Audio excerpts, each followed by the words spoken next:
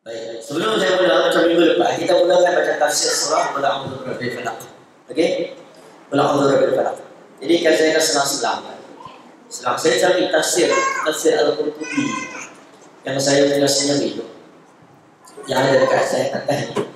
Kalau siapa ada nampak yang tujuh 30 tu, tolong bagi saya. Tolong cari saya.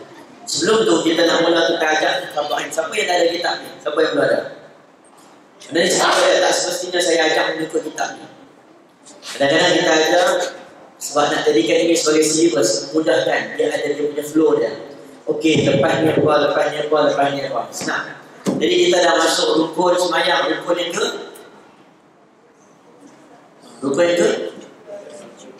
Kita dah sujud dah? Bangun duduk yang antara dua sujud belum? Kan? Duduk antara dua sujud masih tu dah?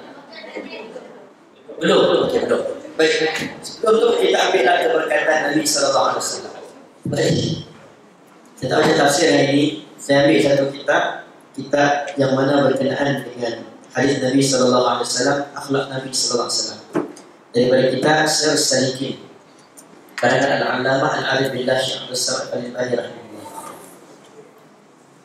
Baik, simpelnya kita nak ambil keberkatan hadis Nabi sebab para sahabat Nabi radhiyallahu anhu, Nabi ini dia tidak mewariskan dinar dan dirham.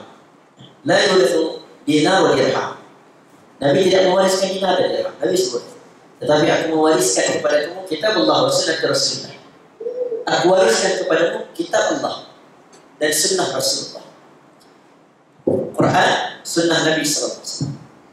Kemudian generasi-generasi yang faham Al-Quran dan faham hadis Nabi. Antaranya yang paling faham adalah sahabat Nabi radhiyallahu. Kawan paling kenal. Kita contohlah. Yang ramai dah rapat kenal ni, contoh dia dah rapat macam kancing dengan saya. Kancing dengan saya, dia tahu saya ni tengah marah ke, tengah sihat ke, tengah demam ke. Nampak muka semacam dia tahu. Siapa yang paling kenal tentang kita ialah isteri kita. Betul ke isteri?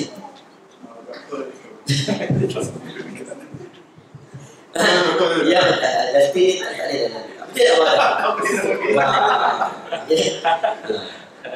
Yang paling kenal tentang kita adalah isteri kita. Sebab itulah para sahabat Nabi tanya dekat Aisyah bila mana Nabi dah wafat. Nabi wafat, semua pergi ke rumah Aisyah. Aisyah cerita kat kami, Nabi ni macam mana? Depan nampak baik, kot belakang ada tak kenal. Misalnya kan, macam Justin nampak baik depan dan kuat elok kan, belakang rumah kita tak tahu. Jadi Allah ni jadikan para sahabat ni orang yang paling faham Nabi sallallahu alaihi wasallam. Sebab Nabi ni manusia. Nabi ada perasaan. Nabi macam kita, tetapi Nabi ni walakin laisa al-bashar. Nabi ni special. Manusia yang ada mukjizat, manusia yang Allah kurniakan wahyu dan sebagainya. Tapi dia manusia. Dia sebagai manusia, dia bukan malaikat. Jadi sahabat Nabi ni ada setengah sahabat Nabi macam kisah Aisyah radhiyallahu, kisah Hafsah yang kahwin dengan Nabi kan? Kan Hafsah kahwin dengan Nabi. Nabi sallallahu alaihi wasallam Umar anak dia Hafsah nak kahwin. Bila nak kahwin dia pergi cari pasangan untuk Hafsah. Pak mentua tolong cari untuk, atau bapa tolong cari untuk kita. Kita kalau malu nak tanya orang nak nikah. Kan? Yang perempuan segan lah. Lelaki ni nampak macam tak segan langsung. Kan? Perempuan dia segan. Dia boleh gunakan peranan mak dia, boleh gunakan peranan ayah dia, ataupun boleh gunakan peranan siapa-siapa. Sebab dalam bab nikah, Al-Quran sebut wa ankihul ayyama minkum. Dan hendaklah kamu menikahkan orang-orang bujang di kalangan. Maksudnya bukan dia. Contohnya abang ada nak kahwin. Kan? Lagi. Apa ada nak kahwin? Dia dapat bujang. Abang bujang lagi? Kahwin tak? Bujang lagi? Betul, abang kahwin. Cakap kat saya nak kahwin tak? Saya tengah cari. Dan dalam ayat Quran tadi kata wa ankihu ayyama minkum. Dan nikahlah kamu. Maksudnya bukan dia yang kena nikah. Kita tolong dia, cari bagi dia boleh nikah. Maka dengan sebab itulah kita boleh diminta ke orang. Kita ada Baitul Muslim, ada setengah tu Baitul Muslim kan. Kita daftar nama, kita ada DJ Suria Cinta. Kan kita boleh mengadu, kita boleh nama kod VIP nama kan. Kita boleh minta. Semua benda ni dibenarkan. Kalau kita nak nikah, VIP nama DJ Suria Cinta pun tak ada masalah. Kan?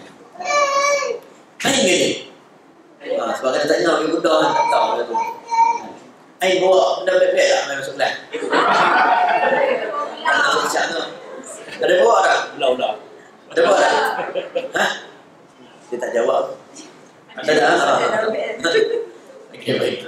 Ingat. Kami dia takut saya betul. Okey, baik. Tak mana Allah tadi?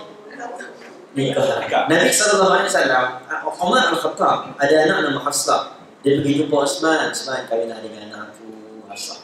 Osman kata tak nak ya Rasulullah. Nabi tanya, Nabi Umar tanya pula Abu Bakar kahwin anak aku. Abu Bakar kata tak nak. Ya Umar, masih ada kan? Tak nak, aku tak nak kahwin. Umar ni pelik, awak kawan baik tak nak kahwin dengan anak dia. Awak kawan baik tak nak kahwin dengan anak dia. Sebab kebanyakan di kalangan mereka ni kahwin dalam tak jauh mana. Bahkan kalau kita dalam orang Melayu, kita ni kata kahwin sepupu pun mungkin dari segi kedoktoran pun kata tak baik. Tapi kalau ikut keluarga Nabi ni, ada di kalangan sahabat-sahabat dia kahwin sesama sepupu dia. Nabi ni sepupu Ali. Nabi kahwin Ali dengan anak Nabi SAW. Jadi boleh-boleh orang sepupu lah. Tapi nak ceritanya, bila dia orang dua orang tak nak kahwin, Umar kata, kenapa lah kau tak nak kahwin? Apa kurangnya Hafsah? Maka waktu tu, tiba-tiba Nabi sendiri yang masuk dengan Hafsah. Rasulullah Umar dapat bapak betul Nabi SAW. Maka dapat bapak betul bernama Nabi SAW. Maka Hafsah ni antara orang yang paling diteliti oleh Umar. Umar antara dalam banyak anak dia, antara yang dia teliti. Sebab Hafsah ni lah yang kena jaga hati Nabi. Hafsah pernah merajuk balik rumah. Umar pernah marah kepada Hafsah, sebab dia bukan sayang anak dia, dia sayangkan besan dia lebih, iaitu Nabi SAW. Besan tak? Biar menantu lah. Ini bila beda apa ni? Lalu bila Nabi bin Bina, barulah Umar tanya dekat Osman bin Affan, dekat Osman bin Affan dan Abu Bakar, kenapa kau tak nak kahwin dengan anak aku? Maka Osman dengan Abu Bakar beritahu, wahai Umar, kami pernah sekali kami duduk makan dengan Nabi SAW. Kami duduk makan.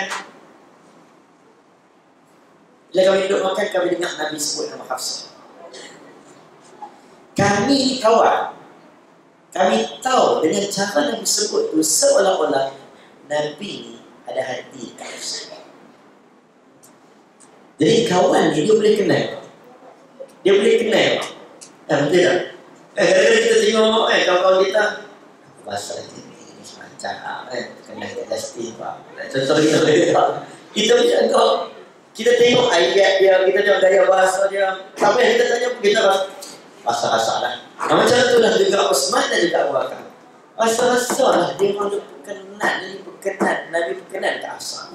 Kalau kita baca hadis, kita tengok Nabi sebut nama perempuan dalam hadis ni, kita tak boleh sangka buruk dekat Nabi. Nabi berkenan ke Asma binti Yazid, kok Nabi sebut nama dia, tak boleh. Sebab kita siapa? Memang kita manusia lah. Kita bukan sahabat Nabi. Takut-takut sangkaan kita itu sangkaan buruk. Tapi yang sangka ini adalah Abu Bakar dan Osman. Nescaya sangkaan mereka ni pasti tepat. Jadi bila Nabi bagi kepada kita antara yang kitabullah, kefahaman Nabi SAW, kefahaman itu sunnah Nabi SAW, para sahabat hafal, kemudian diturunkan kepada tabi'in, kemudian turun sehinggalah pada zaman Imam Bukhari, Imam Tirmidzi, Imam Ibn Majah, ada sebagainya. Tanyalah yang masuk kuliah hadis ni, dia orang yang alim hadis. Maka lahirlah kumpulan-kumpulan kata-kata ataupun kita panggil koleksi kata-kata Nabi SAW. Koleksi kehidupan Nabi SAW. So, umpama macam kita tulis Twitter kata-kata kita, kata-kata kita ambil semua, kita copy balik kata-kata kita. Kumpulan kata-kata Lilian, contoh kan. Kita buat buku, contoh lah kan. Ni kumpulan kata-kata Nabi SAW. Maka bila kumpulan kata-kata Nabi, siapa yang kata ni? Kita retweet pula, betul tak betul? Kena check balik. Betul ke Harundin kata macam ni? Betul ke Zakir Naik kata macam ni? Dia tak pernah kata pun, kita yang dia kata. Tapi Itu orang-orang yang solat. Apatah lagi Nabi SAW lagi kena teliti. Nak ceritanya, bila semua tentang hadis, Imam Malik rahimahullah, dia akan ambil wudu walaupun nak baca hadis. Sebab pada hadis itu ada keberkatan. Kafara ka alif nun, keberkatan. Jadi saya ambil lah satu, saya petik-petik. Buka lah satu. Tak ada baca ni, mau buka. Ambil satu hadis, kita baca, duduk kat rumah. Kalau boleh tu, belilah satu buku hadis. Kalau orang tak beli, dia baca kitab Fadailul Amal, kan? Kelebihan amal. Ataupun dia baca Muntakhab Ahadith, kan? Dia baca kitab Fadailul Amal. Lepas bayar kadang tabligh kat masjid dia baca. Sebenarnya tak ada masalah. Bagus. Kita kalau kita nak baca pun boleh. Kita bacalah contoh Sahih Bukhari ataupun Sahih Muslim. Saya beli Sahih Bukhari. Saya beli Sahih Muslim. Saya letak kat belakang tu, siapa nak baca-baca. Tapi Alhamdulillah, sejak saya letak, saya tengok tak ada siapa baca lagi lah. Itu keberkatan. Semua sampai. Ada kat belakang tu, kita bagi ni, kita wakaf lah siapa nak baca. Bila kita baca, kita duduk kat rumah, disiplinkan diri. Beli kat pejabat baca. Dulu saya baca lah, ni tak, kami tak istiqamah, saya jarang ada kat pejabat. Dia orang tak baca, saya pun stop lah. Dulu baca Sahih Muslim kami. Setiap hari masuk, Syima, Pak Din, Pak I tak ada, dia dulu masuk ya, baca Sahih Muslim. Satu hadis, dua hadis cukup. Dan ini istiqamah.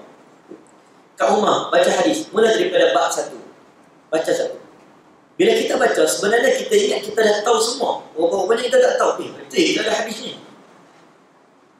Betul ke ada hadis cerita tentang ludah? Betul ke ada hadis cerita tentang bila ustaz masuk datang, jangan berdiri sangat. Ada perbahasan dia lah. Tidak, dia cerita. Ada cerita. Betul ada hadis tentang bila masuk dalam masjid, tiba-tiba azan, jangan keluar. Umpamanya kita baca, kita tahu. Kita ni tak erti terang mana sebenarnya. Para ulama ni, baca buku ni, daripada form 1, daripada sekolah menengah, ma'had, habis 5 tahun. Lepas tu pi pula ambil degree, pi Masjid Azhar, balik Madinah, ngajak, tiba-tiba kita main. Ustaz cakap tu rasa tak betul. Tak apalah, tak ada masalah. Kalau tak betul kan. Tapi kalau Ustaz cakap semua tu tak betul, kenapa? Ustaz sebut daripada kitab mana? Kita pun sebut kitab-kitab ni. Saya dapat daripada satu kitab WhatsApp. Bukanlah nak kata tak ada masalah dapat maklumat daripada internet. Semua tu tak ada masalah. Tak ada masalah. Sebab itu ilmu. Itu ilmu. Kalau semua nak mengaji kitab, tak boleh tegur, salah pula. Sebab Ustaz bukan maksud. Ustaz bukan maksud. Yang maksud hanya Nabi SAW. Walaupun namanya maksud. Baik, satu hadis Nabi SAW saya baca lah sikit. Akhlak Nabi SAW. Akhlak ni bagus. Kadang-kadang kita ni lepas pandang. Kita mengaji buat firqah, kita terlepas nak cerita bab akhlak. Sebab akhlak ni merupakan salah satu ciri kecantikan, keindahan. Orang tengok kita, orang tengok nampak cantik, keindahan. Seorang ustaz boleh hilang keindahan agama kalau dia tak akhlak, walaupun ilmunya tidak. Seorang yang tidak mempunyai ilmu agama, dia bidang lain takkan nak mengaji. Dia bertahadat, ambil bidang sengkok, ambil bidang engineering, kan? KM, takkan semua FBI lah. Habis engineering tak ada langsung lah. Semua ni fardu kifayah. Dia ambil tapi tak sempat dia nak mengaji. Tapi bila mana dengan 2-3 ilmu yang dia ada, dia amalkan, hidupnya lebih dekat daripada seorang yang mengaji banyak ilmu tapi tak amalkan. Tak akhlak. Akhlak itu memancarkan cahaya pada dirinya sendiri. Baik, satu hadis Nabi SAW. Saya pun tak tahu terlajar atau tak terlajar. فصل في بيان محاسن الأخلاق صلى الله عليه وسلم التي قد جمعها بعض العلماء والتخطيها من الأجبار. Satu fasal yang menyatakan perhimpunan daripada kebajikan perangai Nabi Sallallahu Alaihi Wasallam yang telah dihimpunkan oleh setengah ulama dan ia akan dia daripada beberapa hadis Nabi Sallallahu Alaihi Wasallam dan adalah ia berkata Karena Rasulullah SAW ahlamun nas adalah Nabi SAW terlebih halim daripada segala manusia, iaitu tiada lekas marah. Apa tiada lekas marah? Wa asja'un nas. Maksudnya Nabi ni seorang yang lemah lembut, tak beramai, halim ni tenang. Sebab itulah Nabi Ibrahim AS dia doa, kita doa dapat anak, Rabbi habli minal salihin. Boleh doa, tak bisa doa, Rabbi habli minas salihin, kurniakan kepadaku anak yang saleh. Nabi Ibrahim tak ada anak, akhirnya Allah kurniakan anak. Fabasyarnahu bighulamin halim, dan kami hadiahkan bagi berita gembira, best story, best news. Fabasyarnahu bighulamin halim. Boleh. Dia memang tak ada. Bila dia memang okey. Fabasyarnahu bighulamin halim, dan mereka itu diberi khabar gembira anak yang lemah lembut, halim. Anak yang tahan sabar, halim. Kenapa ulama bincang? Kenapa Ismail dikatakan halim? Tak dikatakan alim, orang yang bijak. Tak dikatakan fabasyarnahu bighulamin salih, tak ada anak saleh. Tak dikatakan fabasyarnahu bighulamin hakim, anak yang pandai buat keputusan. Jadi apa ciri halim? Bagi halim. Halim itu adalah salah satunya dia lambat marah, dia bukan seorang yang panas barat. Panas barat.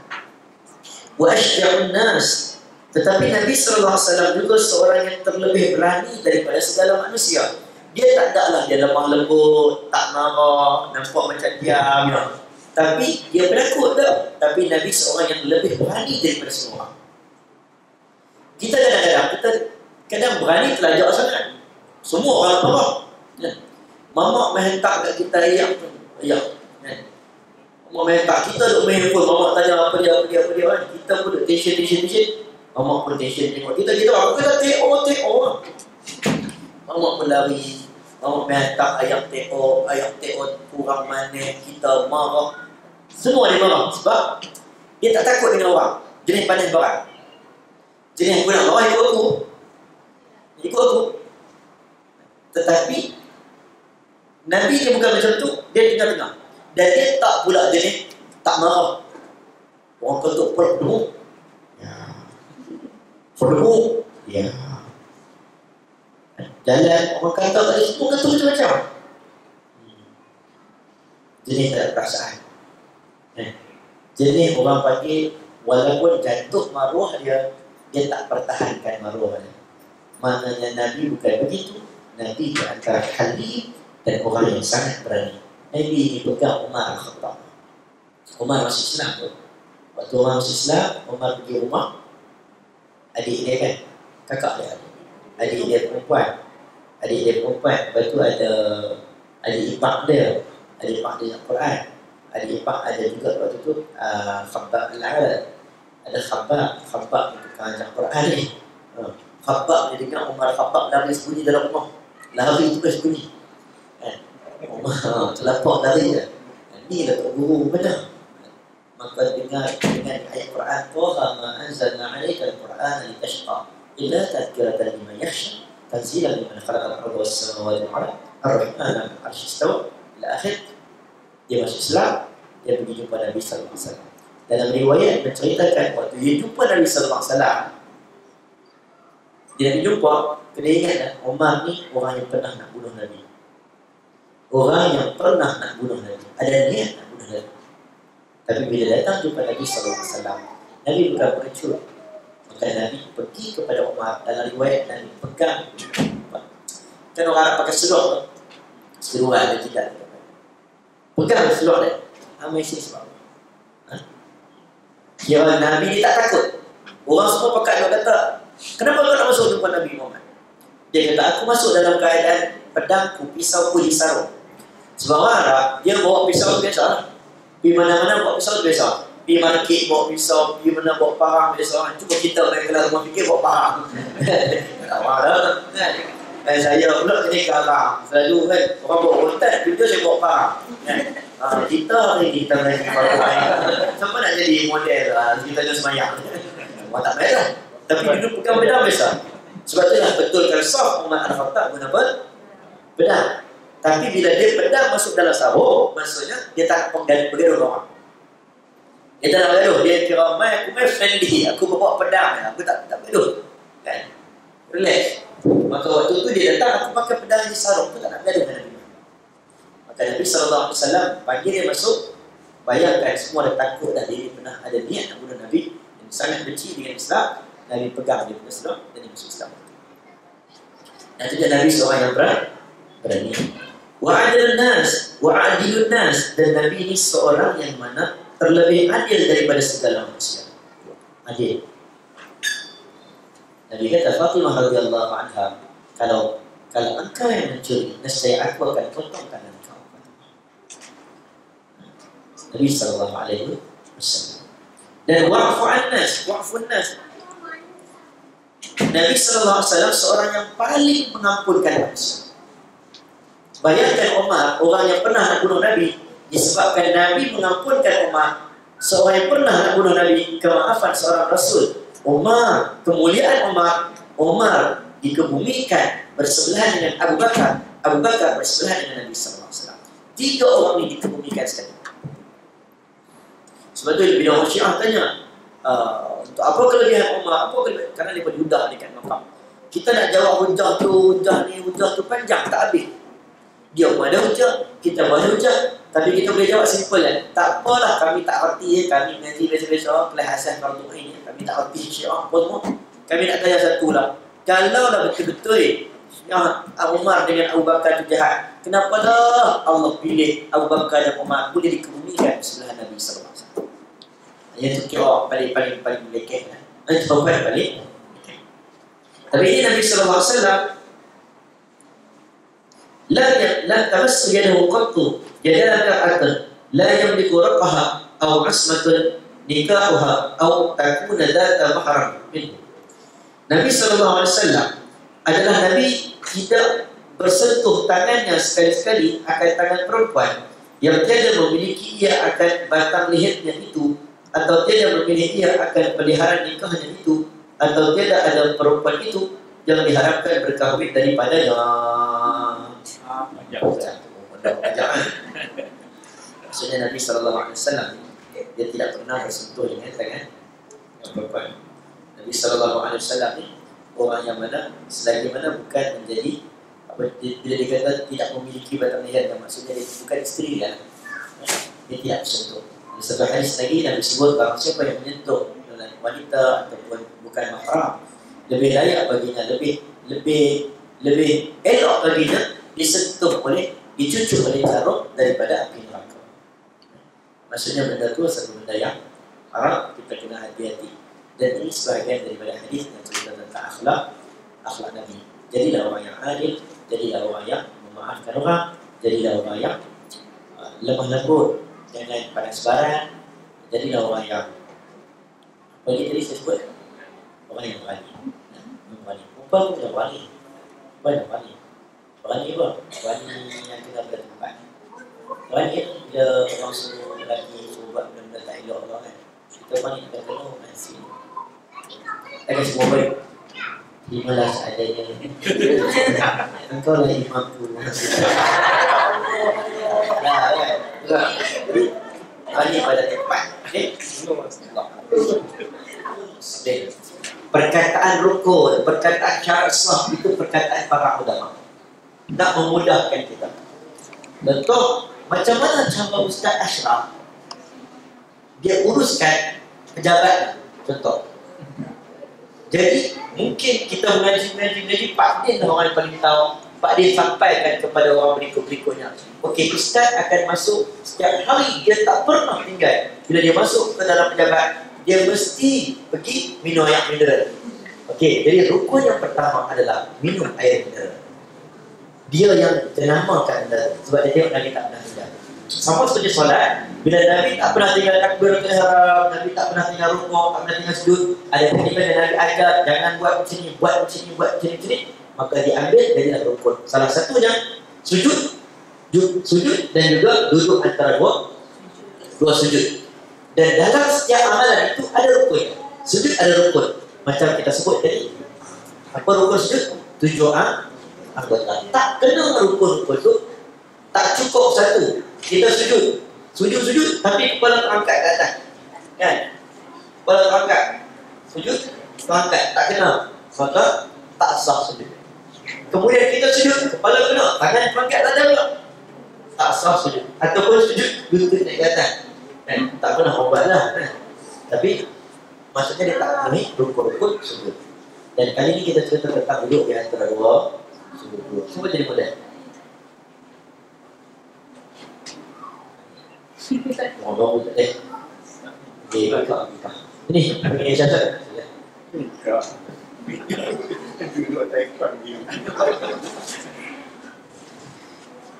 Okey, syarat ni dah tahu lah, mesti dah tahu. Dah duduk di antara dua sujud. Okey. Adalah duduk ada dua jenis. Satu duduk apa? Duduk ada dua jenis. Satu duduk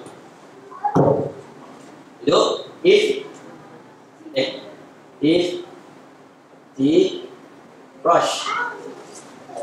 Satu lagi tawadhu.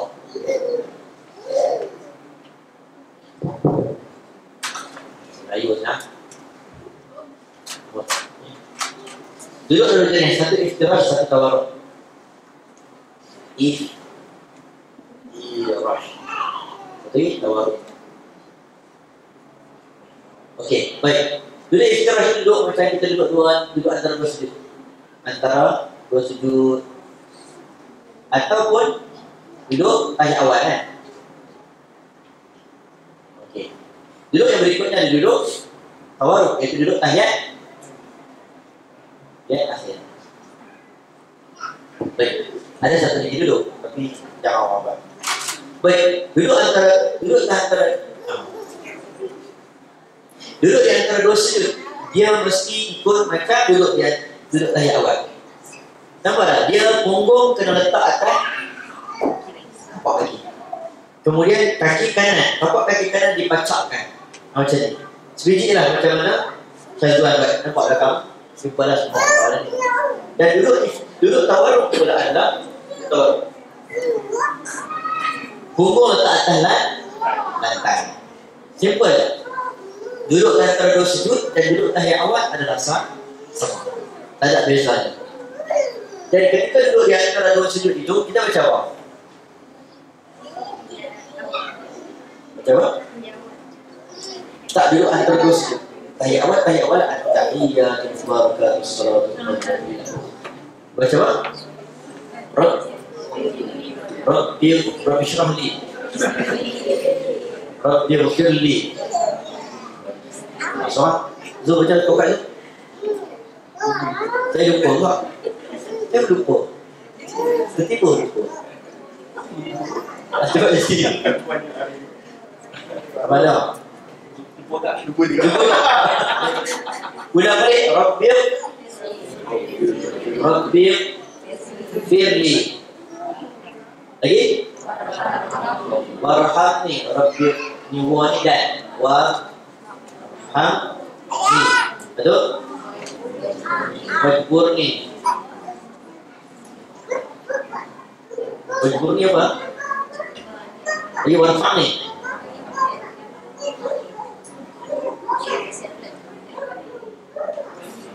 Lagi? Warzuqni.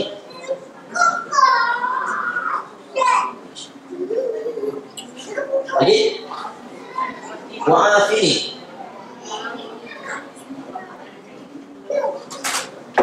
Wa'afini. Betul? Wahdini. Tak apalah, mana dia? Mana? Wahdini ya? Wahdini. Wahdini waqfan ya. Waqfu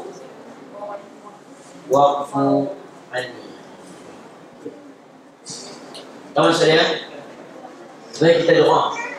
Semua doa. Rabbi ighfirli, ya Allah, ampun dosaku ya Allah, aku banyak dosa ya Allah. Warhamni ya Allah. Arham ya Arham. Sayang, kasihani. Warhamni. Wajburni apa dia? Ya, tutup. Oh, jebur ni. Okey. Warfa' ni meninggikan kami. Ya, rafa' tinggi. Warzuqni bagi rezeki. Ini tak tahu dah. Wa'afini. Ya, tunjuk. Ya, tunjuk bagi apa? Afiah. Wahdi, tunjuk. Lebih tepat. Wa'afini lebih ampunkan kami lah, macam kesian kami. Atau wa'afani pun kasihanilah kami. Sama dia macam wa'afini berkeafiat. Wa'afani adalah Allah ampunkan dosa. Semua ni doa. Boleh? Okey, hari ni lah rukun yang paling pendek saja. Okey? Ada soalan? Duduk antara dua sudut. Berapa lama nak duduk? Boleh tak baca? Boleh tak baca? Bagi mazhab Maliki, ini adalah rukun yang pendek. Sebab tu kadang-kadang orang Pakistan yang sembahyang, lepas sujud dia bangun, duduk sah, duduk. Ya? Dan cuba kan? Sebab dia tak baca langsung. Sebab bagi dia rukun pendek yang tak perlu dipanjang-panjangkan. Jadi, kali kita baca semua. Okey, ada soalan lagi tentang duduk antara dua sudut. Sebab solat hajat memang Nabi tak pernah sebut nama solat hajat. Tapi bila doa ada hajat, Nabi suruh buat solat, maka jadilah solat hajat. Jadi bila kita nak sembahyang, kita buat hajat. Memang Nabi tak pernah sebut nama solat hajat, tapi disebabkan kita hajatkan sesuatu. Jadi sembahyang solat dulu. Sembahyang solat dulu. Saya pernah sekali pengalaman kekuatan solat hajat, kehebatan para sahabat Nabi adalah mereka suka cerita masalah mereka dekat Allah dalam sujud. Kehebatan kita ialah share dalam Twitter, dalam Facebook. Ya, boleh share, tak ada masalah. Tapi kehebatan sahabat Nabi, mereka cepat mengadu ke Allah. Kita mengadu juga, tapi kita kena masalah tadi Zuhur. Kita mengadu malam ni saya cuti 3. Nampak sangat kan? Kalau kita cuti di rumah, time tu kan. Saya dah 3 kali peristiwa yang mana bila kita letak. Sebenarnya Allah, bila Allah kata Allah akan tolong kamu, bukan makhluk yang tolong kamu. Semua boleh sebut, tapi tak semua orang boleh yakin. Semua beriman yang Allah membantu, tapi tak semua yakin. Dia seumpama saya ni pandai menembak. Saya tembak kepala emas tu penuh pedepok. Ya, contoh. 5 ranting, emas duduk kat 2 meter. Dia tembak dia buka. Tak payahlah, teman saya kata orang lain lah. Saya tembak weapon. Saya panah, tembak weapon. Gantung weapon. Tembak 200 meter, tepat. Bila main dekat 100 meter, saya tembak, tepat. Jadi bila orang tertarik weapon tu dekat 50 meter, kita tanya semua. Agak-agak, Ustaz tembak, tepat tak tepat? Semua kata 200 meter tembak tepat, 100 meter pun tembak tepat, 50 meter lagi tepat lah. Semua percaya, yakin kan? Dengan saya ni. Tapi bila saya kata, baik, sekarang ni ambil weapon letak atas kepala apa? Letak atas kepala apa? Sebab yakin tadi kan, 50 meter kena kan? Letak atas kepala, suruh Ustaz tembak. Tak semua orang mani. Dia percaya Ustaz akan tembak tepat, tapi bila kena kan tak mani. Banyak orang macam tu. Allah Maha memberi.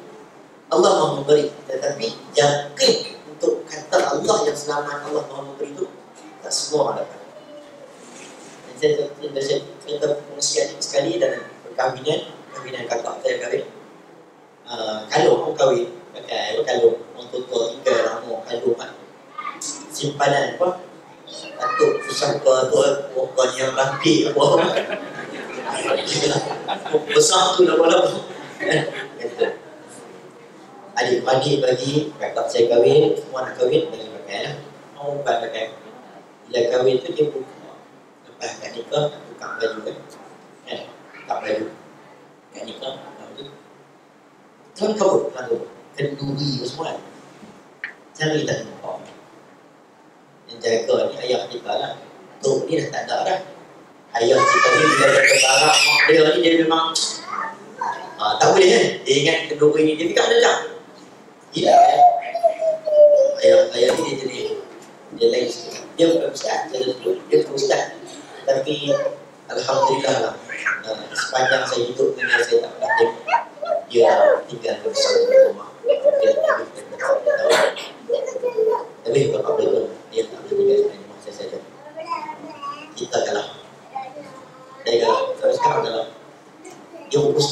dia state benda tu.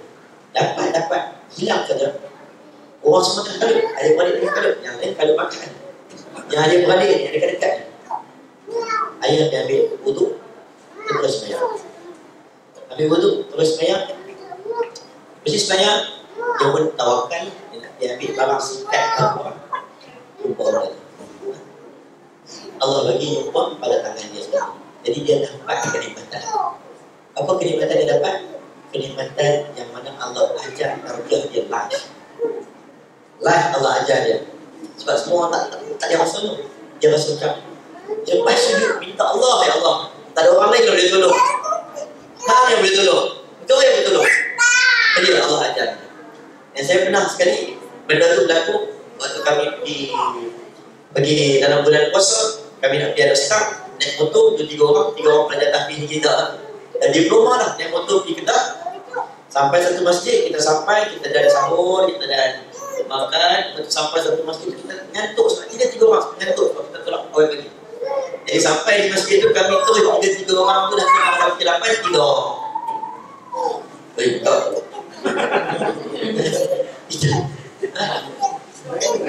Kita pun tidur. 3 orang tidur. Waktu tu zaman handphone tu, bukan handphone jenis ni, handphone jenis apa? Handphone jenis zaman tu lah. Handphone jenis game snake boleh pun cepat kan sampai cakap. Tak akan sebelah. Kawan tak, saya pun tidur, saya tak ada. Kawan ni tak akan sebelah. Bangun. Waktu tu kat luar, pada masjid tu ada aktiviti mengagihkan barang-barang, mengagih agihan zakat ke orang, tak tahu hari tu. Jadi ramai lah asnaf-asnaf pemain juga ke masjid. Yang tukang cuci masjid pun ada. Ada ramai tukang cuci masjid. Ada ramai orang kaki tangan orang blok masuk masjid. Kita dah terlindung lepas tu, gantuk sangat. Bangun-bangun handphone tak ada. Hilang. Jadi kita pegang check betul ada. Banyak kawan yang aku confirm tak sebelah. Jadi benda tu mesti ada orang. Jadi kita bangun, kita pakai tengok semua. Siapa dia? Siapa dia? Puan. Dan sekali kita dalam masjid, kami dalam masjid, saya pun buat pesan dengan kawan, 3 orang kami. Saya tak lama saya dulu pernah kawan, pernah ayah. Sekali dia bilang orang, jomlah kita kali ni, kita tak payah duk tanya Tok Imam. Kita jangan tanya Tok Bidan, kita jangan tanya makcik cleaner tu, kita jangan tanya siapa-siapa pun yang lalu kat sini. Jangan tanya. Kita pergi duduk, kita semayang. Memang kita semayang, kita duduk, semayang 3 orang, tak Allah duduk. Habis bersemayang, pun pusing jumpa lah kan. Jumpa juga.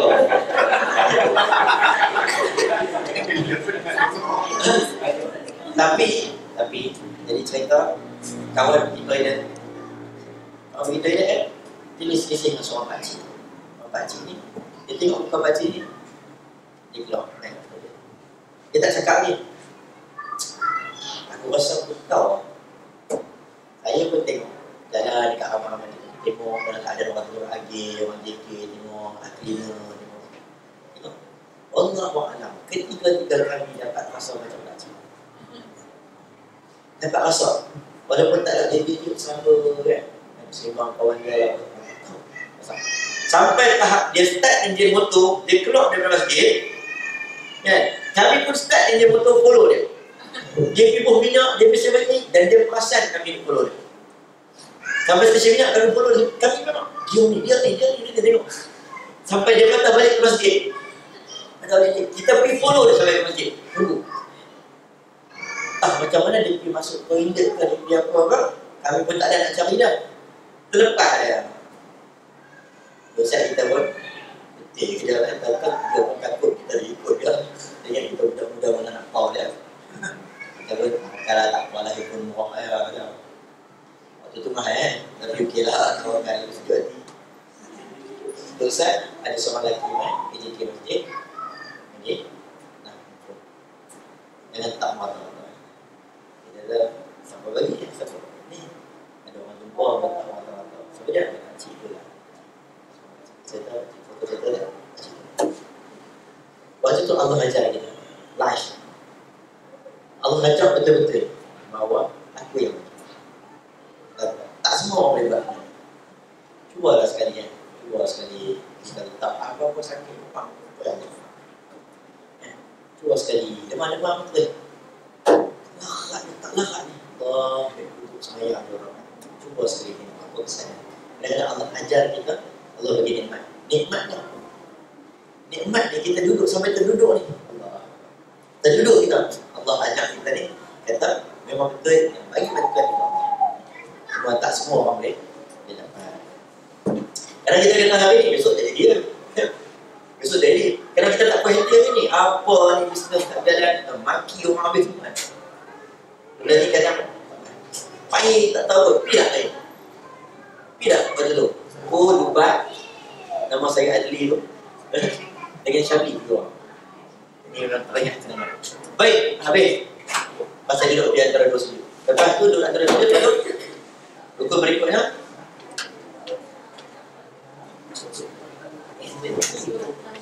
Duduk tasyahud akhir. Tasyahud akhir duduk adalah secara tawar. Jadi masalah.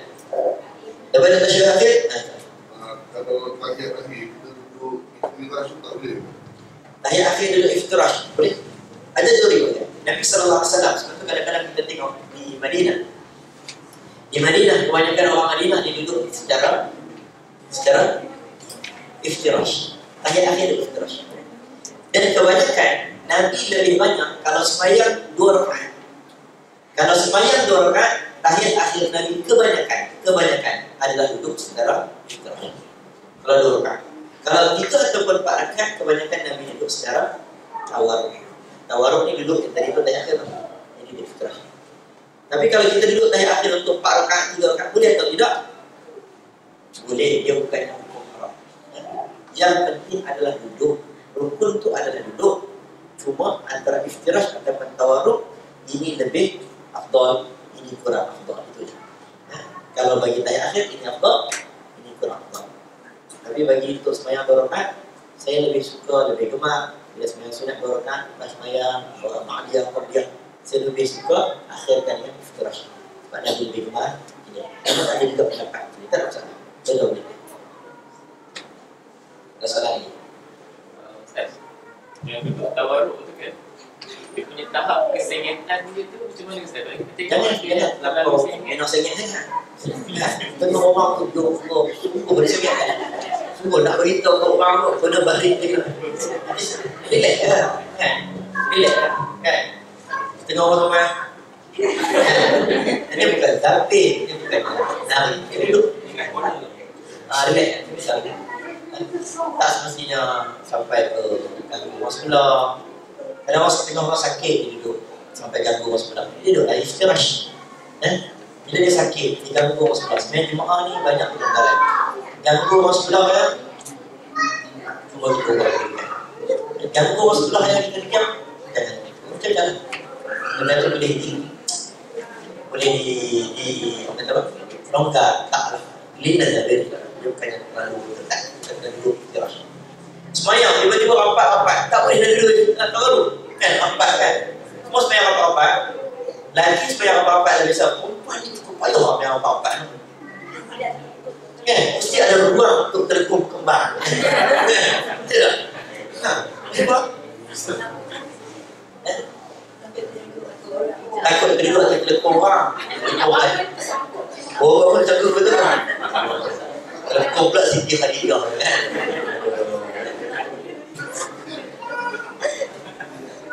Dia apa? Dia perempuan biasa dia tengok selalu perempuan dia. Dia salah. Kenapa orang nak nari kau tak tahu kan? Betul tak? Betul tak? Kan? Ayat aku dulu ada. Orang lelaki jangan duduk tanpa bersentuhan. Mesti bersentuhan. Mesti bersentuhan. Paling kurang. Mesti kena rasa orang sebelah. Sama macam kajian sains yang tunjuk. Kan kajian sains tunjuk orang sains. Tadi saya pergi ceramah tentang buat transplant organ apa dan organ. Semua doktor bahagian kesihatan cerita. Jadi kita petik benda ni, dia pun petik pula start dari sains. Jadi cerita tentang semayang. Semayang ni kita berhubung di antara sesama kita sebagai jemaah ni, cas air ini posisinya dia lebih kuat. Baik itu tahiyat akhir. Baik tahiyat akhir. Apa dia? Baca tahiyat. Jadi rukun qauli. Kena sebut, kena baca dengan apa? Betul. Apa rukun qauli? Apa rukun qauli? Yang pertama. Ya. Akli betul. Apa rukun qauli? Takbir al-ihram. Nombor 2. Ya, nombor 3.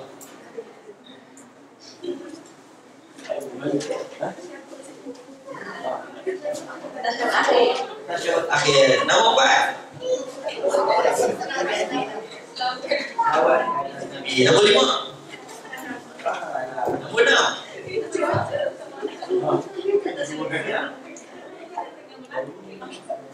Nombor 6. Posida. Ada 5 saja tahiyat awal. Siapa boleh baca tahiyat awal dan tahiyat akhir? Saya nak pilih panjang ya, antara buka sendirilah. Siapa ada buku ni kita baca. Buka sekejap. Mana jadi? Bapak semuanya. Bacaan dalam solat. Syarih 110. 110.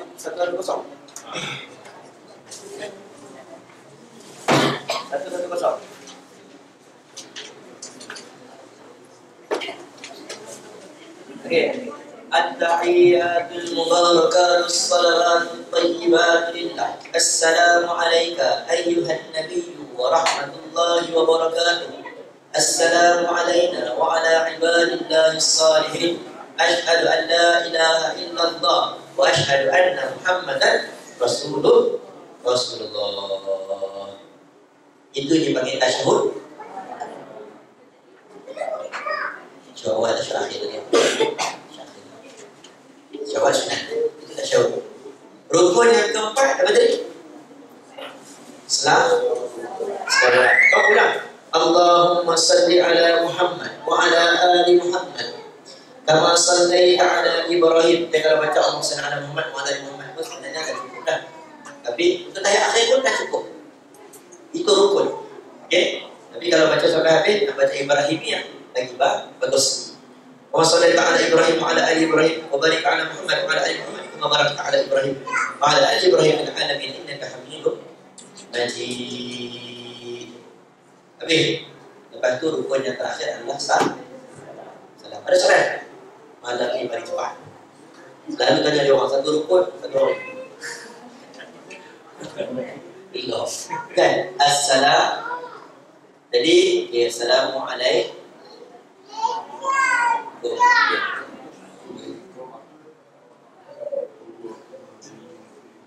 Baik. Assalamualaikum. At-tahiyat. Bila dia kata rukun qauli, kita Fatihah rukun qauli tak? Rukun sebut lah, wajib sebut kan? Wajib baca. Bila kata Fatihah rukun qauli, kita kena baca ikut tajwid. Ya. Kalau tak betul, sah tak solat? Kita baca betul-betul kan, takut tak sah solat. Sama macam tahiyat. Kalau dia rukun qauli, tahiyat rukun qauli, maknanya tahiyat pun kita baca dengan betul. At-tahiyyatul mubarakatus salawatut thayyibatun lillah. Cuma jangan dia taklah sampai teruk macam-macam Fatihah. Baca Fatihah itu Quran, ini bukan Quran. Dia satu ayat macam doa. Tahiyat. Kita tetap kena baca dengan betul. Tadi. Ya. Salam. Terang. Bunyi depan di belakang. Baca tahiyat. Rukun qauli. Allahumma shalli ala Muhammad wa ala ali Muhammad. Habis. Kemudian last kali assalamualaikum. Assalamualaikum. Jangan lupa ramai orang dia lupa sebut alif lam. Kena ingat alif lam sin. Sin ni huruf alif lam syamsiyah. Apa maksud syamsiyah? Dengan qamariyah, kan? Apa maksud syamsiyah dengan qamariyah? Bukan ex-girlfriend kita orang. Syamsiyah itu bermaksud maksudnya alif bila sebut sin masuk terus sin, kan? Lam ni hilang. Assalam, lam ni hilang. Tapi kalau qamariyah masih lagi ada contoh al-qamariyah. Dia bunyi lagi lam. Baik, tak apalah. Kena sebut alif lam. Dia rukun dalam salat. Kalau siapa yang sebut Assalamualaikum warahmatullahi, dia sebut Assalamualaikum. Okey? Lalu kan kadang-kadang kita terlalu habis banyak macam tu kan. Assalamualaikum warahmatullahi. Imam pun Assalamualaikum warahmatullahi. Itu Jangan tak betul kena ada. Wajib. Sebab dia nama Allah. Dia bukan sejahtera saja, tapi nama Allah Assalam. Alif Lam Mim nama Assalam, salam nama Allah. Tahu alif lam khas nama Allah. Sebab itulah kita bagi salam dekat Cikarom. Kita tak boleh main-main. Boleh tak bagi salam dekat girlfriend dia? Boleh je, kan tak boleh kot. Gila tak ada bagi salam. Habis tu kan, oi. Apa oi? Oi nasi goreng. Itulah dalam marahnya. Assalamualaikum. Boleh, asalkan dia tidak ada berunsur nak memerat dan sebagainya. Sebab dia ada kalimah Allah. Assalamualaikum. Nabi pernah bersalam kepada Asma' binti Yazid, perempuan bukan mahram. Kita nama perempuan pergi jalan dengan Assalamualaikum, tak ada kesalahan. Buat janganlah. Assalamualaikum. Tak jawab, dosa jawab lantai. Yang tu dia menghina nama Allah. Jangan. Boleh rukun salam apa? Kena sebut Assalamualaikum. Kena klik. Pernah kat RNR dulu dia Assalamualaikum warahmatullahi wabarakatuh. Boleh? Boleh. Ada. Macam-macam. Ada Assalamualaikum warahmatullahi. Assalamualaikum warahmatullahi. Ada pernah Assalamualaikum warahmatullahi wabarakatuh. Assalamualaikum warahmatullahi. Dengar tak? Pernah dengar? Assalamualaikum warahmatullahi. Assalamualaikum. Pun ada. Cuma kalau buat doa boleh. Ada dalam riwayat. Serupa macam doa iftitah. Okey, doa iftitah. Zu, baca doa iftitah.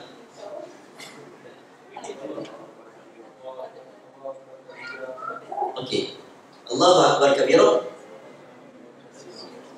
Okey. Doa iftitah dalam riwayat hadis ada lebih kurang 12 doa iftitah. 12. Macam saya sebut hari itu kan 12. Tapi kita biasa yang satu tu lah kan. Dan kita pun tak cari dah lah yang lain tu. Dah beli yang tu je. Nak beli yang tu pun habis beli apa kita pun. Jadi bacalah yang tu sampai Yaumal Qiyamah. Sampai kiamat dah baca ayat. Sama macam kita baca tadi Assalamualaikum. Boleh tak sekali-sekala kita tengok riwayat hadis Nabi pernah sebut Assalamualaikum warahmatullahi wabarakatuh. Memang pernah ada. Semua kalau jadi imam duduk kat Malaysia tak payah dapat baca tu. Walaupun saya tahu saya mengaji, tapi saya tak pernah baca. Sebab timbul tenang. Saya orang kata, oh ini bagi salam. Oh pada. Habis semayang, masih tu Ustaz bagi salam. Assalamualaikum warahmatullahi wabarakatuh. Ya, sebab biasanya saya semayang belakang saya ni kawan-kawan belakang. Tapi hari ni sebab pak-pak mentua saya datang, jadi saya panjang sikit salam saya. Timbul tenang. Jadi kita bagilah yang semua orang boleh. Ada soalan? Lepas salam boleh tak? Cima, lepas salam apa cima? Sebelum salam. Sebelum salam Yang mengucap tu siapa tadi? Yang jari. Okey, jari. Ini jari. Pernah tengok kan?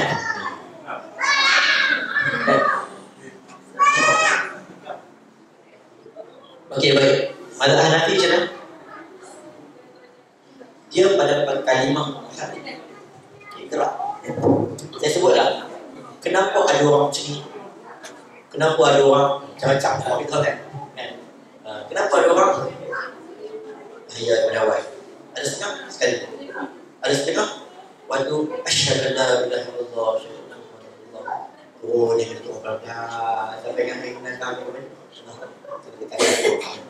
Ada setengah. Nampak dia perbezaan pada perkataan muharrik. Muharrik ni apa Ustaz? Kami pening kepala Ustaz. Muharrik ni bermaksud gerakkan jari. Gerak tu macam mana yang orang macam. Saya kata, okey. Bergerak sekarang.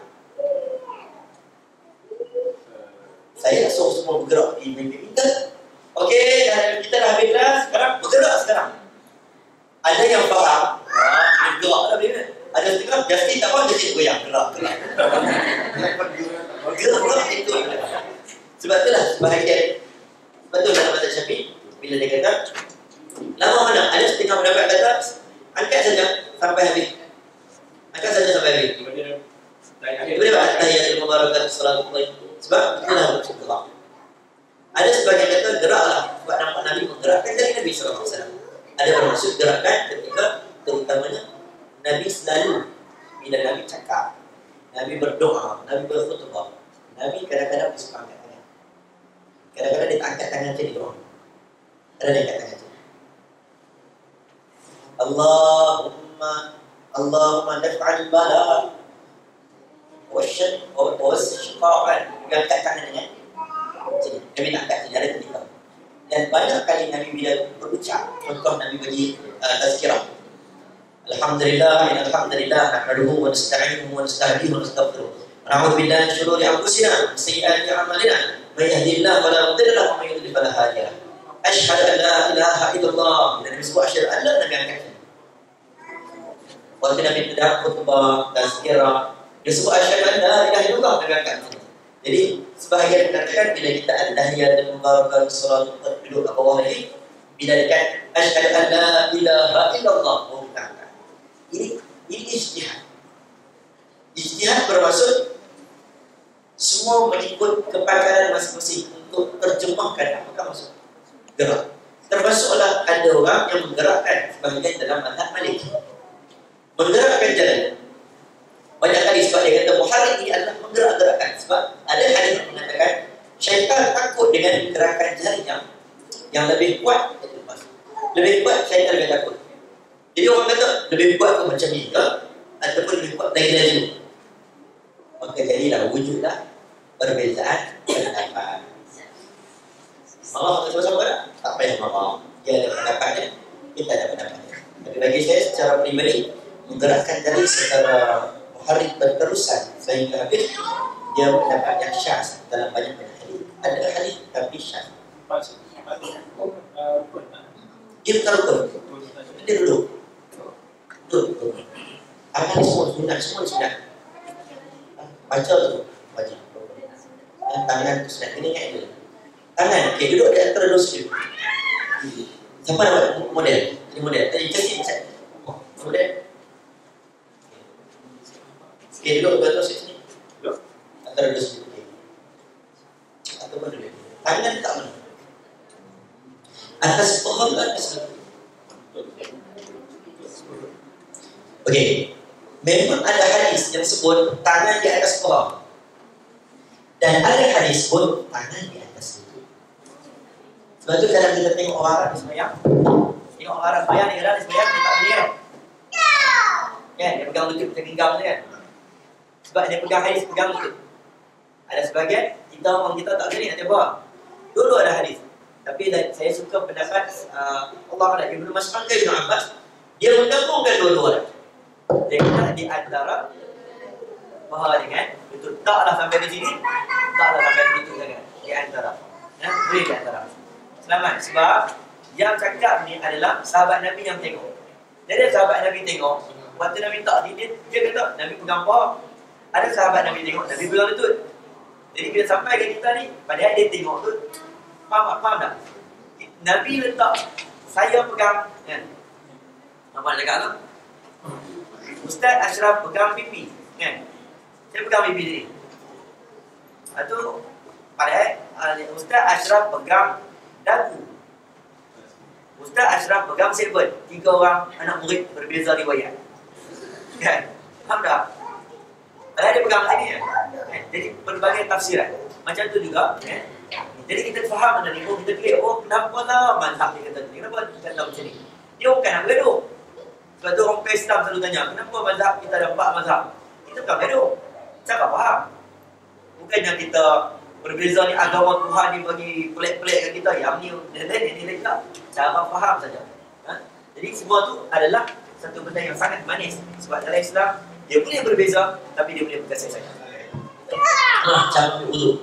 Ya ayyuhalladzina amanu idza qumtum ila sholati faghsilu wujuhakum وأيديكم إلى المرافق وامسحوا برؤوسكم وأرجلكم إلى الكعبين. Wahai orang beriman, bila kamu nak mendirikan salat, basuhlah muka kamu, basuhlah muka kamu, wa aydiyakum ilal marafiq, dan tangan kamu hingga ke siku, wamsahu bi ru'usikum, sapulah kepala kamu. Kita sapu, dia bukan kata basuh. Okey, muka dia semua. Kepala tak semestinya sampai penuh basuh, syibu, tak ada. Sapu saja. Wamsahu bi wa arjulakum. Orang kata, kalaulah Allah nak ikut ayat ikutkan, kenapa muka dulu, tangan kemudian kepala tadi, kaki? Kenapa tak pula kepala, muka, tangan, kaki? Ini senang. Saya tahu dia. Semua kita buat senaman. Pagi-pagi kita pergi camp. Okey, kita jadi leader, ketua. Okey, kita mulakan daripada kepala ya semua. Kan Kevin Syahri. Kevin Syahri ya. Oh, sadok man. Semua kepala dulu sampai ke kaki je. Mana gelap mana. Mana sadok. Sampai ke kaki, dah sekali kaki. Dia sebab nak mudahkan. Tapi Allah dia kata muka, tangan, kepala. Aku ulama kata maybe Allah nak bagi tahu kat kita ni, ikutlah apa yang besar, ikutkan yang besar, sama besar. Allah dah semua dah besar, solat dah. Nabi baca ni untuk orang-orang je lah. Kita ni kadang-kadang kita nak nasihat, kita kena gangguan sikit, baru kita nak berubat. Bukanlah, kadang-kadang kita tak minta benda ni kan, benda ni sihirnya dari mana-mana saja. Penyakit ain ni. Tapi apa kata kalau kita ni yang belum kenal lah, sambil-sambil tu nak tidur, bacalah seperti mana Nabi ajar. Ayat kursi, kuliah ayat kafirun, ataupun 3 pun. Qul a'udzu birabbil falaq, qul huwallahu ahad, qul a'udzu birabbil falaq, dan qul a'udzu birabbin nas. 3 pun. Kemudian baca Nabi SAW akan bernafas dan hembuskan nafas di tapak kanan. Ada yang mengatakan Nabi berdoa, Nabi hembus. Nabi baca, Nabi hembus. Lepas Nabi hembus, Nabi sapukan ke seluruh anggota tubuh badan Nabi. Namun sebagai ulama kata Nabi cuma tak sapu dekat 2 anggota saja, iaitu alat kemaluan dan juga tapak kaki Nabi SAW. Jadi dia baca doa, qul a'udzu birabbil falaq, qul a'udzu birabbin nas, qul huwallahu ahad. Tiup ke tangan Nabi sapu. Sapu seluruh badan. Dia kata Nabi tadah tangan ke tu? Dia kata Nabi tak tadah tangan, tapi Nabi hanya tiup. Dia kata Nabi nak tiup, Nabi tengah tadah tangan. Faham tak? Jadi ada ketikanya Nabi tadah tangan, ada ketikanya Nabi tidak tadah tangan. Jadi ustaz, mana satu doa kami nak tadah tangan, mana satu doa kami nak tadah tangan? Kami pun pening. Kan boleh tak kami nak tadah tangan bila-bila mana saja kami nak doa? Boleh, tak ada masalah. Boleh nak sujud baca doa pun boleh, tapi dengan tadah tangan tak boleh sujud. Kan? Tak sujud. Ya. Dia faham tak? Dia faham. Dia tentang bab menadah tangan. Allahu Akbar. Allah lupa tahiyat awal. Boleh tak kita duduk? Ha? Duduk sebab terlupa? Tak boleh. Sebab tahiyat awal tu sunat. Kita yang berdiri ni adalah wajib. Tapi kalau kita bangun baru separuh. Tak berdiri betul lagi. Bangun macam ni. Boleh duduk? Boleh duduk untuk baca tahiyat awal. Tapi kalau kita waktu tadi sikit terlengar. Macam mana nak buat? Nak berdiri pun boleh, nak tinggalkan terus tak apa, nak duduk pun tak apa. Sebab benda tu sunat saja. Aja duduk lama pula.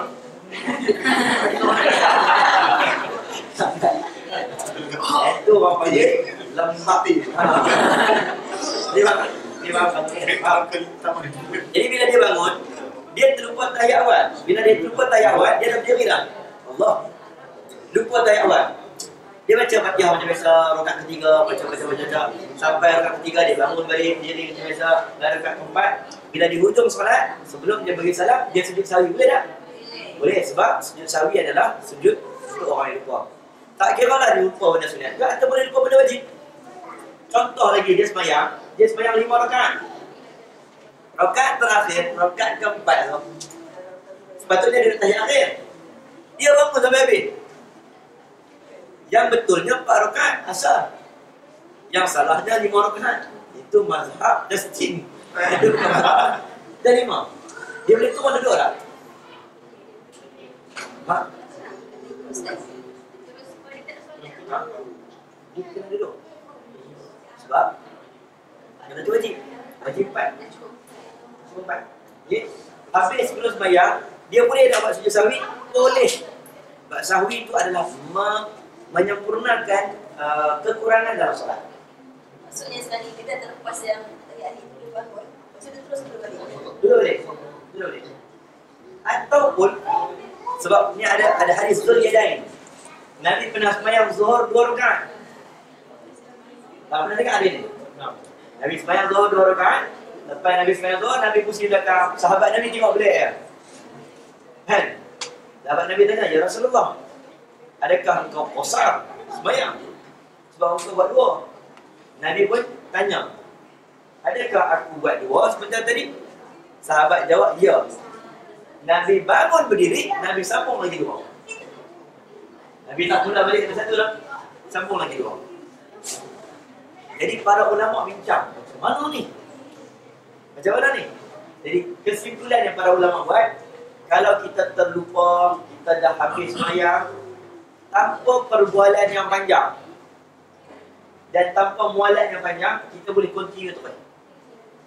Okay? Kita boleh continue terus. Contohnya, kita sembahyang 3 rakaat dulu. Kita dah bagi salam. Boleh tengah balik? Kita duduk seorang. Ataupun contoh selalunya kes masbuk lah. Kita masbuk ke imam. Imam dah sembahyang dah beberapa rakaat. Kita pun, imam bagi salam, kita pun ikut bagi salam. Banyak balik. Tiga-tiga kan? Tiga-tiga kan? Kan? Tak payah lah. Nak mula pada satu tak? Tak payah. Kita berdiri dan sambung. Asalkan tiada perbualan yang panjang, tiada banyak pergerakan, tiada banyak aktiviti. Ni habis main dah habis salam kali dah. Makan Maggi siap. Sambung tak boleh. Buat telekong lah apa, sembang ambil Farida lah apa. Hari yang ni. Di mana? Terus tadi kalau macam tadi yang tadi 2 rakaat ni tadi angka Allah Akbar. Ada cakap ini lah. Sebab itulah bila kata niat ni, sebab itulah bila sebut tentang niat ni macam-macam ni boleh. Bila bab sebut niat dalam niat adalah kita banyak lagi 2 ni ada lah. 2 adalah kita bergerak bersemayam di mulut Allah kerana Allah Ta'ala. Jadi kita pakai dah kerana Allah Ta'ala takkan memakai kerana Allah kita kerana siapa macam tu dia lintasan hati ni susah saya bang. Lintasan hati susah kena SP. Dia bangun diri supaya habis sebelum sujud dia buat sahwi boleh tak? Boleh, menyempurnakan sahwi. Itu nama sahwi. Kalau dia tinggal dengan sengaja macam Lili tadi, dia sembahyang subuh dia tinggal sengaja pun memang dia tak mau buat. Aku malas mengantuk tengok bola tu lah. Kan? Aku tak mau aku hari ni hamba ni Izzat kan? Kan? Sebab dia kata, dia tahu walaupun dia Syafi'i, dia kata, aku tak mau benda sunat. Allah kuat sangat ni. Boleh tak tinggal? Boleh. Tinggal dengan sengaja.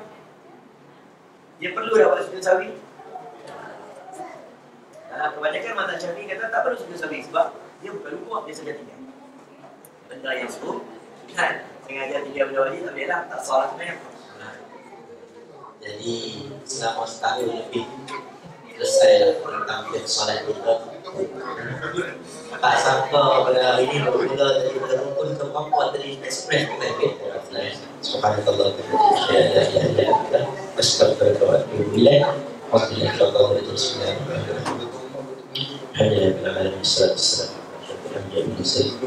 Sayyidina Maulana Muhammad wa ala alihi wasallam. اللهم فقهنا في الدين وعلمنا تأويله إلى صراطك المستقيم. اللهم أرنا الحق حقا وارزقنا اتباعه وأرنا الباطل باطلا وارزقنا اجتنابه. اللهم اغفر لنا يا الله بحسن الخاتمة ولا تختم علينا يا الله بالسوء الخاتمة. اللهم إنا نسألك الهدى والتقى والعفاف والغنى. يا الله يا Tuhan kami, ampun dosa kami. Ampun dosa kedua ibu dan ayah kami, ya Allah. Kasihanilah kami, kasihanilah kedua ibu ayah kami. Karena tangan yang kami tanda ini tangan yang berdosa padamu ya Allah. Ampunkanlah dosa kami ya Allah. Dosa kami yang kami tahu dan dosa yang tidak kami ketahui. Dosa yang kami sengaja dan dosa yang kami tidak sengaja. Ya Allah dan Tuhan kami ya Allah, menjadikanlah kami hamba-hamba yang mengutamakan Allah lebih daripada pekerjaan kami, mengutamakan salat lebih daripada dunia kami, mengutamakan-Mu ya Allah lebih daripada urusan dunia kami ya Allah. Ya Allah ya Tuhan kami ya Allah, ampunikan dosa ayah kami, berilah kesempatan untuk kami anak-anak ini ya Allah, menghiburkan hati ibu ayah kami seperti mana ibu ayah kami hiburkan hati kami waktu kami kecil ya Allah. Syurgalah untuk ibu ayah kami sakit, sembuhkanlah sakit-sakit ibu ayah kami ya Allah. Ya Allah ya Tuhan kami, Kau berilah kepada kami kesehatan ya Allah, untuk terus kami berbakti pada jalan-Mu ya Allah. Ya Allah berilah kesehatan kepada kami ya Allah, untuk terus kami berbakti kepada-Mu ya Allah. Mudahkan urusan kami, jauhkanlah kami daripada kesukaran ya Allah. Ya Allah Tuhan kami, matikan kami dalam keadaan husnul khatimah. Jauhkanlah kami daripada su'ul khatimah, jauhkan daripada mati yang mengerikan ya Allah. Ya Allah ya Tuhan kami, Rabbana la tuzigh qulubana, janganlah Kau bolak-balikkan hati kami setelah Kau beri hidayah kepada kami. Tetapkanlah hati kami di atas iman, matikanlah kami dengan Islam. Berilah murahkanlah rezeki kami dengan Islam. Jadikanlah hati kami baik, jadikanlah akhlak kami ihsan, jadikanlah budi pekerti kami baik mengikut sunnah Nabi sallallahu alaihi wasallam. Ya Allah ya Tuhan kami ya Allah, kurniakan kepada kami pasangan ya Allah, kurniakan kepada kami pasangan yang baik-baik, kurniakan kepada kami istri yang baik, kurniakan kepada kami suami yang baik, kurniakan kepada kami anak-anak yang menunjukkan mata kami ya Allah, anak-anak yang saleh dan saleh. Jadikanlah anak-anak kami ya Allah yang akan mendoakan kami ketika kami ada di sini ya Allah. Ya Allah dan kami ya Allah, Kau jadikan diri kami sifat-sifat yang tawadhu, rendah hati, jauh daripada sifat riya, jauh daripada sifat takabur, sifat ujub dan sum'ah. Ya Allah ya Tuhan kami ya Allah, Kau jadikanlah, tanamkanlah di dalam hati-hati kami mahabbah, kasih sayang sesama kami ya Allah. Buangkanlah sifat panas barang kami ya Allah, buangkanlah sifat panas barang kami ya Allah. Masukkanlah sifat halim ya Allah, masukkanlah sifat berani ya Allah, masukkanlah sifat-sifat yang baik mahmudah ya Allah, jauhkanlah sifat kesombongan ya Allah. Rabbana atina fid dunya hasanah wa fil akhirati hasanah wa qina adzabannar. Sallallahu alaihi wa sallam. Aku belum